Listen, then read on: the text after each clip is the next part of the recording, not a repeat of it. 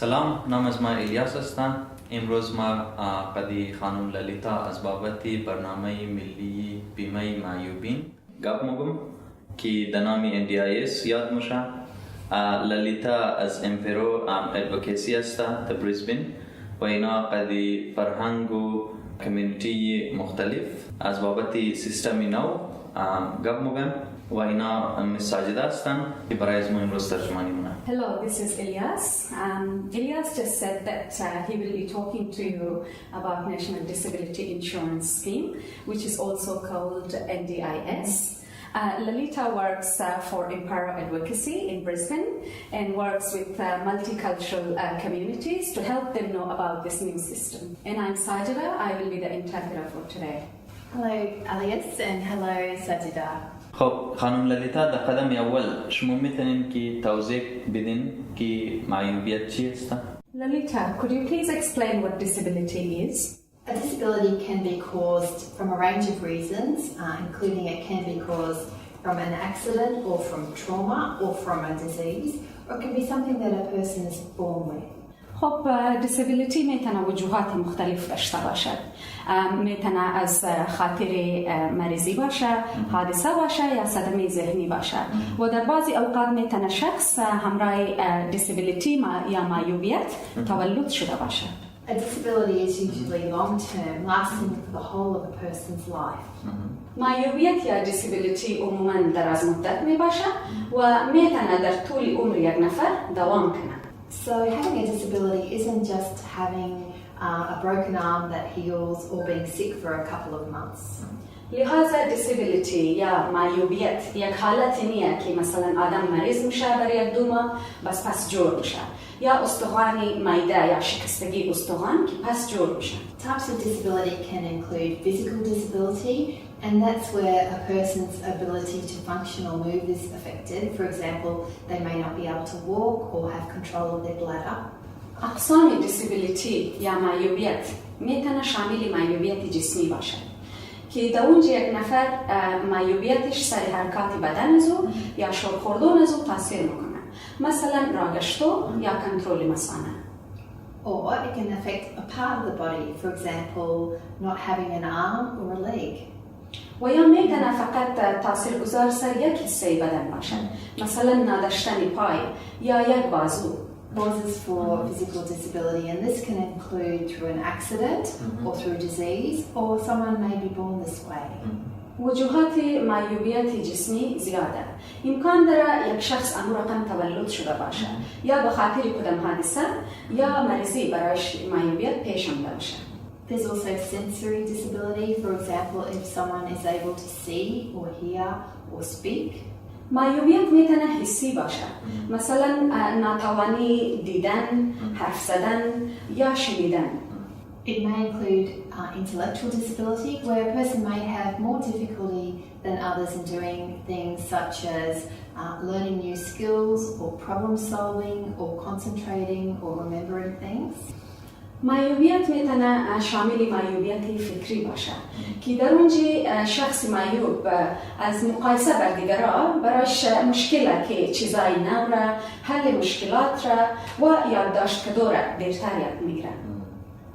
It also includes mental illness, which might affect the way a person thinks, feels and behaves, and this can then affect their relationships or their ability to work or to live. این همچنان شامل امراض ذهنی میتونه باشد که در اون یک شخص درباره طرز فکر، حس یا برخورد مشکل می داشته باشد. باز این سر زندگی روزمره ازو تاثیرگذار میشه، مثلا سر ارتباطات اجتماعی، کار کردن و زندگی کردن ازو. For example, a person might have severe depression, and this might affect their ability to participate in everyday life. مثلا یک شخص امکان داره افسردگی شدید داشته باشد که او سر قابلیت شرکت کردن ازو در زندگی روزمره جمعیت تاثیرگذار میشه. A brain injury or disease can affect the way a person thinks, speaks or walks. زخم مغزی و مریضی که میتونه سر فکر، گپ زدن یا حرکت کردن یک شخص تاثیر بکنه. A person can be born this way or develop a disability later in life, for example through an accident or a trauma, such as a big impact to the head.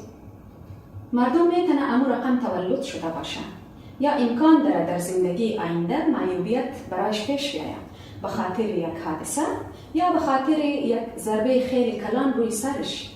And autism is not a common disability that starts in childhood. و اوتیزم یک دیگه معیوبیت عمومیه که در طفولیت برای یک شخص پیدا میشه. In Australia, people with disability have the same rights as everybody else in the community does. در استرالیا مردم معیوب در کمیونیتی مثل نفرای دیگه یک رقم حقوق و اجازه دیگه چیزا را دارن. For example, they have the right to be treated fairly, to work, to learn and to live where they choose and to live the life they choose. مثلا اونا حق دارن که قد از اونا عادلانه برخورد شوه، اونا چیزای نو را یاد بگیرن، کار بکنن، انتخاب بتنن که در کجا و چطور میخواین زندگی بکنن. خانم للیتا شما میتونین که مرکم از بابت نشنل دیسابیلیتی انشورنس اسکیم یعنی برنامه ملی بیمه معیوبین بگین؟ So Lalita, Elias just said that if you could please tell him a little bit more about the National Disability Insurance Scheme. Yes, so the National Disability Insurance Scheme is called the NDIS and it's a new system of disability to help people get the support they need around Australia. National Disability Insurance Scheme یا طرح ملی بیمه معیوبین که به نام NDIS هم یاد میشه یک راه جدید برای مردم معیوبه تا که اونا امو مواظبت و کمکی لازم دارن داشته باشن. It's a free national system so it will cover all people with disability in Australia. این یک سیستم ملی و مجانی می باشه یعنی برای زی لازم نیه که شما پیسه بدین و در تمام جاهای استرالیا یک رقم می باشه. It will be available across Australia by 2019 and it began to roll out in Queensland in 2016. این تا 2019 در تمام جاهای کشور مهیا میشه و از سال 2016 سرازی در کوینزلند کار شروع شده. People with disability who receive support from the NDIS are called participants. کسایی که معیوبیت دارن و از طریق NDIS کمک میشن به نام participants یا اشتراک کنندگان یاد میشن. خب خانم للیتا شما میتونین بگین که کی مستحقی NDIS هسته؟ Lalita, could you please tell us who is eligible for NDIS? Well, the NDIS is for people who live in Australia and who have disability and who are aged under 65 years when they first access the scheme. خب NDIS برای کسایی است که معیوبیت دارن و در استرالیا زندگی مونن و وقتی که دفعه اول تحت دسترس NDIS قرار میگیرن سنشان زیر 65 باید باشن. And for people who are an Australian citizen or a permanent resident or a New Zealand citizen who has a protected special category visa. و برای کسایی که شهروند استرالیا هستند یا اقامت دائمی استرالیا را دارن یا شهروند نیوزیلند هستند که ویزای به نام ویزای محفوظی خاص طبقه دارن که در انگلیسی برایش میگیم protected special category visa. And for people who have a long-term disability, so one that won't go away, that affects their ability to participate in everyday life. و برای کسایی که معیوبیتش جور نمیشه معیوبیتش دراز مدته و قابلیتی از اونا را در جامعه و در زندگی روزمره تاثیر میکنه. For people who aren't eligible for the NDIS, they might still be able to link them to find other supports that are suitable. و او کسایی که شامل NDIS نمیشه NDIS امکان داره اونا را مراجعه بکنه در ادارات مربوطه و مناسب دیگه. خانم للیتا شما میتونین بگین که سیستم معیوبیت چرا بدل میشه و نو سیستم چرا کم میتونه که بهتر باشه؟ Lalita, could you please tell us why disability scheme is changing and how will this system can be an improvement? Well, In the past, people with disability have felt quite excluded from community life and didn't feel they had any say in the supports that were provided to them. بله در گذشته‌ها افراد معیوب در استرالیا احساس می‌کردند که از زندگی کمیونیتی اخراج شدن و انتخاب بسیاری کم داشتند که کمک‌ها چطور برای از آنها برسد. In the NDIS, participants can decide what supports they want and how they would like to receive them. در NDIS participants یا اشتراک کنندگان میتونن بر خود تصمیم بگیرن که چی کمک‌های لازم دارن و این کمک‌ها در چی رقم برای از اونا برسن. So we hope this means they have more choice and control. و ما امیدوار هستیم که به این شکل اونا کنترل و انتخاب بیشتر داشته باشن. NDIS برای چی چیزا میتونه پیسه بده؟ What will the NDIS fund? Well, the NDIS will fund supports that they consider are reasonable and necessary and are related to the disability. خب NDIS برای کمک‌های مناسب و ضروری میتونه پیسه بده. این به این معنی که باید این کمک‌ها ارتباط بگیره در معیوبیت شخص. So these supports could include help at home, و این کمک‌ها میتونه شامل کمک‌های در خانه، taking part in the community activities, اشتراک کردن در سرگرمی‌های کمیونیتی or help to reach your goals and your full potential. و قد کل قابلیت‌های خود در اهداف خود برسن. The NDIS provides supports people need to be part of the social and economic life of the community. NDIS کمک‌های را مهیا می‌کنه که ارتباط بگیره در زندگی اجتماعی و اقتصادی شخص معیوب. So this might include making relationships and feeling connected to other people. این میتونه شامل اهدافی باشد که شخص بتونه ارتباط بگیره در کمیونیتی و احساس وابستگی بکنه. You know, being with family and friends. و بتونه همراه دوستا و فامیلشان باشه. Joining in community and social activities, and this might include leisure activities. بتونن اشتراک بکنن در کمیونیتی و سرگرمی‌های جامعه به شمول سرگرمی‌های تفریحی.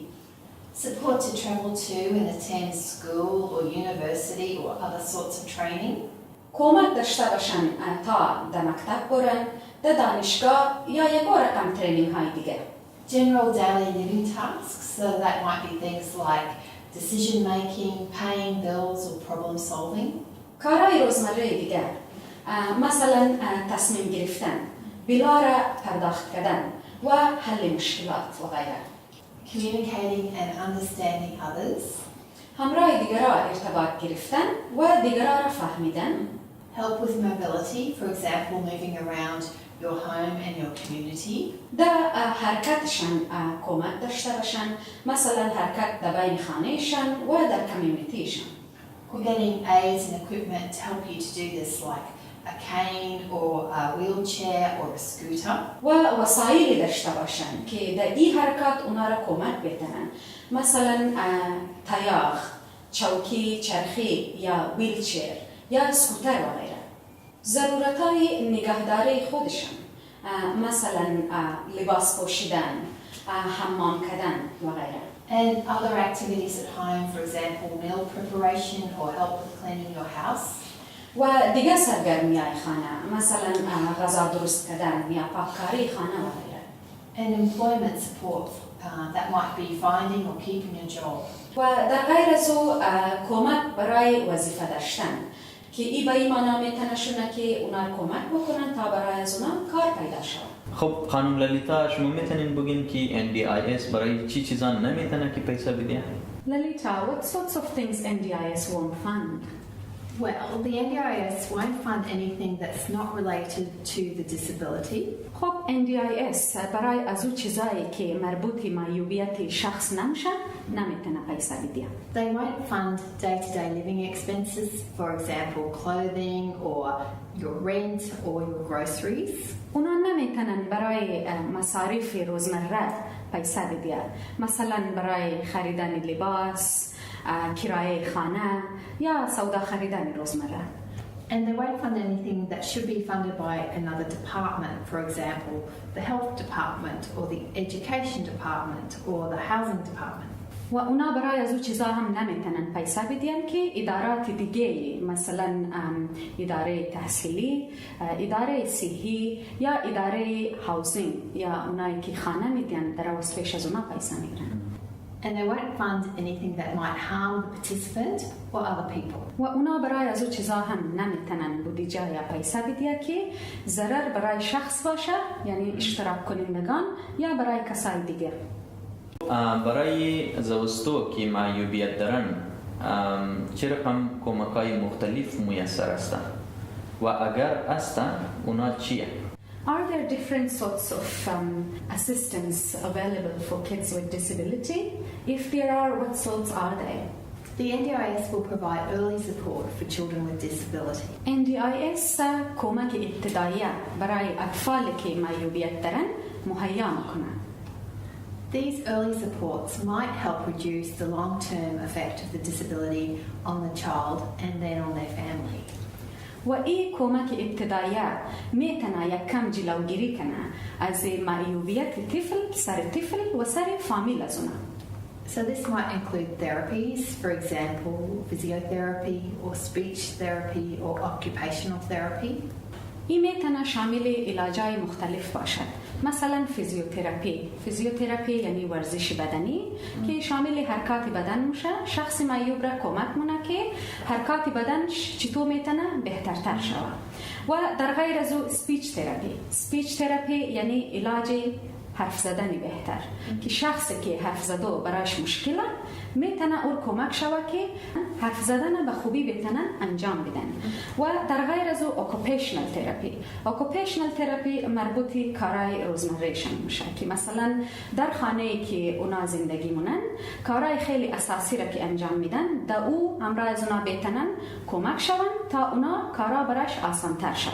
Lalita, as we didn't have good terminologies in Hazaragi language, so for the different therapies that you mentioned, I have just used paraphrasing it or just a bit of explanation that how they work and what they are, if that's okay with you. Yeah, of course. Yes, thank you. Thanks. And finally, Elias, just to explain that the NDIS calls this early intervention. خب الیاس فقط میخوایم برای شما تذکر بدم که ایرا NDIS به نام Early Intervention یا مداخله ابتدایی یادمونه. خب بهترین رایشی که برای NDIS خود آماده کنیم چی است؟ Lalita, what is the best way to prepare for NDIS? Well, people can start to think about how they would like to live their life. خب مردم میتونن آمادگی بگیرن یا فکر بکنن که چطور میخواین زندگیشان بگذارن. And what help they will need to do this. و اونا چی کمک های در این لازم دارن. So you can start to think about what help you need. خب شما میتونین سر از فکر بکنین که چی کمک های لازم دارن. So that you can reach your goals and your full potential. تا بتونین در اهداف خود در بهترین قابلیت های خود برسن. So this could include what supports you need in the future. و این شامل کمک هایی که شما در آینده ضرورت داشته باشین میشه. خب ما چی رقم میتونیم بفهمیم مستحق NDIS هستی؟ How do we find out if we are eligible for NDIS? Well, you can check the NDIS access checklist. و شما میتونین که چک لیست دسترسی NDIS را ببینین. And this is available on the NDIS website. و هی چک لیست در روی وبسایت خود NDIS وجود داره. خب اگر ما اینترنت یا کامپیوتر نداشته باشیم باز؟ What if we don't have internet or computer? Well, that's a good question. If you don't have internet or computer, you can ring and talk to the NDIS. خب خیلی سوال خوبی بود.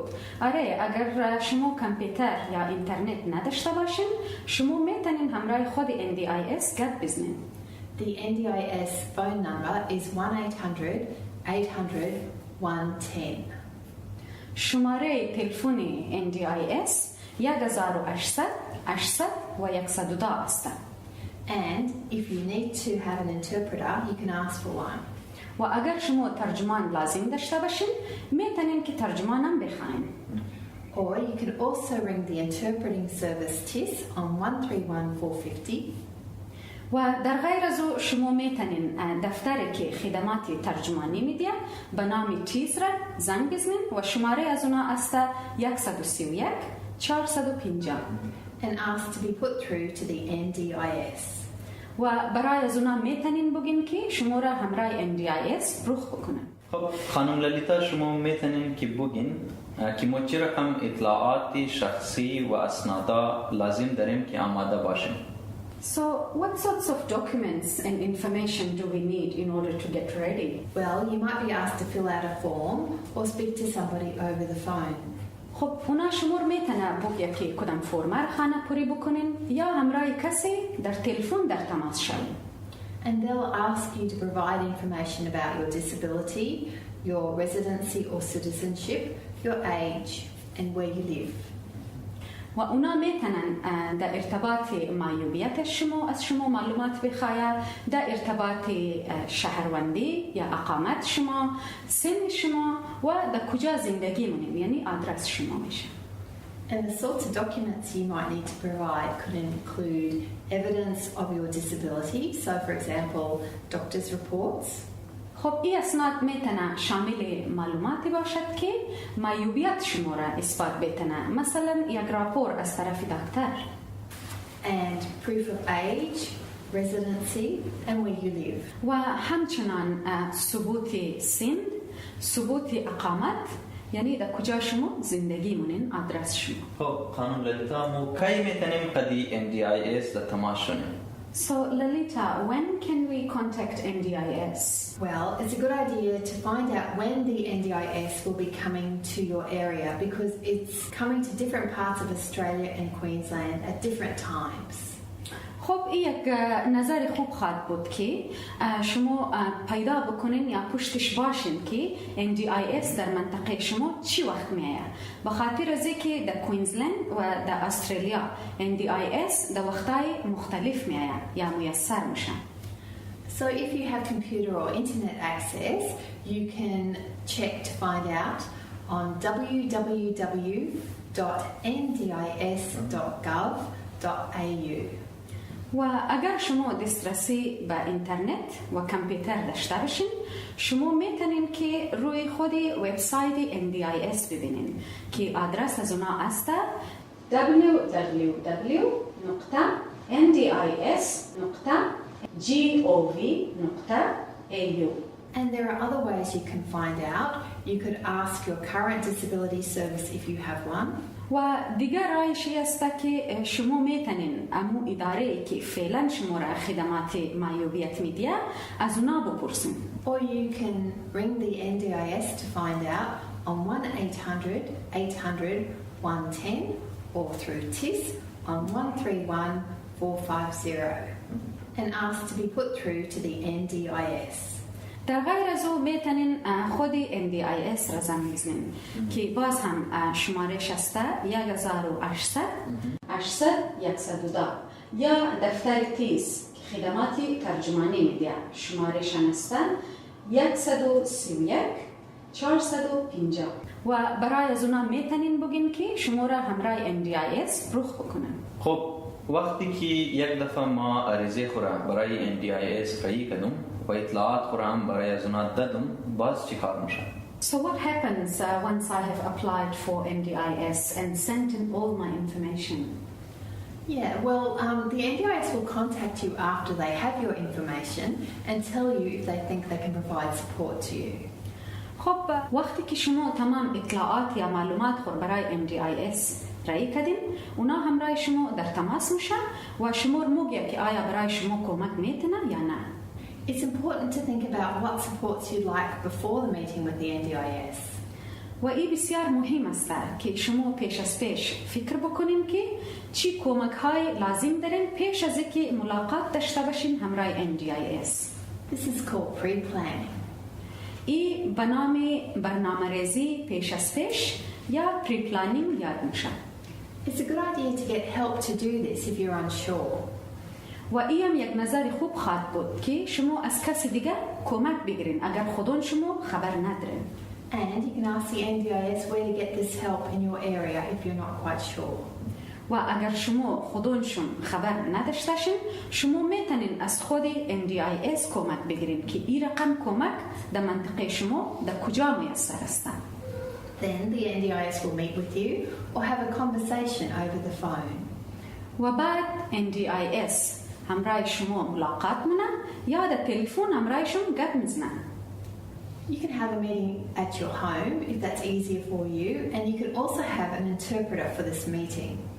شما میتونین این ملاقات را در خانه خود داشته باشین اگر امیرا برایشون آسان تره و همچنان شما میتونین ترجمان داشته باشین برای از این ملاقات. The NDIS will speak to you to understand what your needs and goals are. NDIS همراه شما گپ میزنه تا بفهمه که ضرورتای شما و اهداف شما چیه. And what supports you have now and how they can support you. و اونا میخواین بفهمن که فعلا کدام کمک های را دارین و در آینده چی کمک های لازم دارین. The NDIS will work with you to make your first plan. NDIS همراه شما کمک منه تا برنامه اولیه یا پلان اولیه را همراه شما ترتیب بده یا جور کنه. You can invite other people to help you to make this plan. شما میتونین از کسای دیگه دعوت بکنین تا این پلان یا برنامه را شما کمک کنه که جور بکنه. And you can ask for an interpreter or to have materials translated if you need these for these conversations. شما میتونین که ترجمان بخواین. تمام موادا میتونه برای شما ترجمه شود. اگر برای از گفتگو یا ملاقات شما او موادا را در زبان خود لازم داشته باشین. خب فامیلای از اون نفرا که معیوبیت دارن اونا چه رقم شامل میشن؟ What about the families of people with disability? How they can be included? Well, the role of families is very important. نقش فامیل ها بسیار زیاد مهمه. The NDIS understands that people with disability may want help from their family to make informed decisions. NDIS درک کنه که مردمی که معیوبیت دارن از طرف فامیل های خود کمک زیاد لازم دارن تا تصمیمای آگاهانه بگیرن. So the NDIS will value their views, knowledge and experience. و NDIS در نظریه از اونا، در تجربه از اونا و علم از اونا خیلی زیاد اهمیت میدین. People with disability can invite family and other supporters to help them with the NDIS planning process. نفرای معیوب میتونه از کسای دیگه دعوت بکنه از مثلا فامیل و دوستای خو تا بیان همراه از اونا کمک بکنن برای از برنامه ریزی یا پروسه پلانینگ. The NDIS will think about ways to assist family to give ongoing support. NDIS کوشش میکنه که در راههای فکر بکنه تا فامیلا را خوبتر کمک بتنه و کمکی دوامدار بتنه. And they'll try to understand the family's role when making the plan. و اونا میخواین بفهمن، کوشش میکنن بفهمن که نقش فامیل چیه در این برنامه ریزی یا پلان سازی. Including the supports they provide, other responsibilities they have, and their own life goals. با شمول کمک هایی که اونا میدین، مسئولیت هایی که در این بابت دارن و اهداف زندگی خود شخص. خب بسیار زیاد تشکر خانم للیتا. شما بلا شبه مرا بسیار زیاد اطلاعات دادن که ما از بابت چی فکر کنم. Okay, thank you Lalita. You have certainly given me a lot of information to think about. Well, thank you, Elias, and also thank you, Sajida, for all your interpreting work today. Thank you. خب تشکر برای توقیدو و برای فعلا خداحافظ. Thank you so much for watching and goodbye for now. یادتون باشه که این ویدیو برای اطلاعات عمومی از بابت NDIS بوده. در آینده میتونه که تغییرات بیاد و شما میتونین قد NDIS در شماره 1800 800 110 در تماس شدین و شما میتونین قد تیز در 13 14 50 در تماس شدین و شما میتونین در وبسایت NDIS برین برای اطلاعاتی بیشتر.